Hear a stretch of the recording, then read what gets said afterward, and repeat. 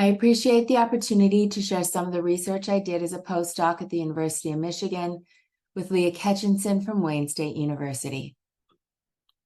Weight status has been the primary indicator of health for autistic children. Research over the last decade has consistently shown that autistic children experience significantly higher rates of overweight and obesity compared to children with neurotypical development. Research estimates that just over 42% of 10 to 17-year-old autistic youth were overweight or obese, and between 27 and 48% of preschool-aged autistic children are already experiencing an unhealthy weight status. This developmental framework by Dave Stodden and colleagues guides this research. Focusing on the components inside this rectangle suggests that relationships between physical activity and motor skill competence change with age, development, and level of fitness to influence a child's risk of obesity. And these components can be considered modifiable risk factors for improving weight status and overall health.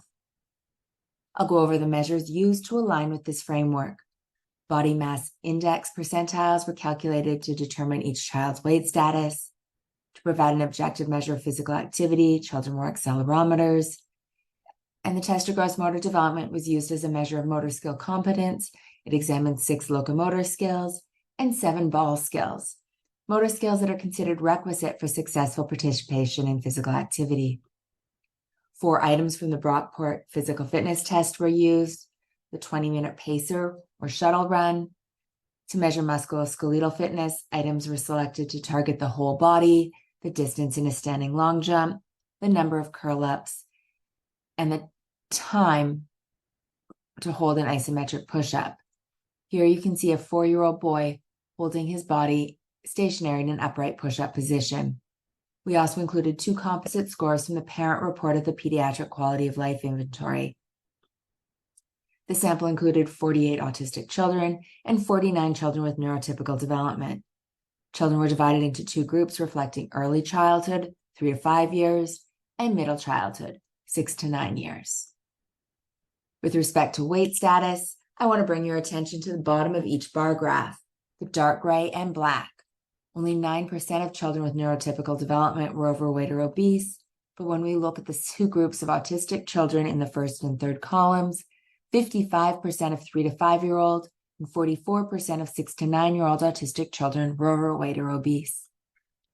To display the results, autistic children are in maroon in the first and third columns, and children with neurotypical development in light gray. To maintain health benefits, 60 minutes of moderate to vigorous intensity physical activity is recommended daily for children. The green horizontal line provides this reference. And although there is a range of participation, the median scores for all children in all groups are above the 60-minute physical activity recommendation. And this seems in contrast to results from the previous slide that shows 48% of autistic children were overweight or obese. Looking at locomotor skills, there is an increase in competence with increasing age for children in both groups, but within each age group, autistic children have significantly lower locomotor scores, and 6 to 9-year-old autistic children perform locomotor skills with similar levels of competence as children with neurotypical development who are approximately half their age. We see very similar results for the ball skills subtest, where autistic children demonstrate significantly lower competence. And again, we see that older autistic children perform ball skills with similar levels of competence as children half their age. Similar results when we examine the pacer. In both early and middle childhood, autistic children ran fewer shuttles. And again, performance is similar between older children with autism and younger children with typical development. Very similar pattern of findings when we look at lower body strength in terms of the distance jumped. And again, when we compare abdominal strength and endurance in terms of the number of curl-ups. Autistic children also demonstrate significantly less upper body strength and endurance. But what was surprising is that preschool-age children with neurotypical development were already demonstrating greater upper body strength than older autistic children. And finally, quality of life is not often considered an important health outcome for autistic children, but our results suggest that it should be. It was unexpected to see that in early and middle childhood, autistic children were already experiencing significantly lower levels of parent-reported physical and psychosocial quality of life. To summarize the results of our study, with the exception of physical activity, autistic children demonstrate significant disparities across all health indicators by early and middle childhood.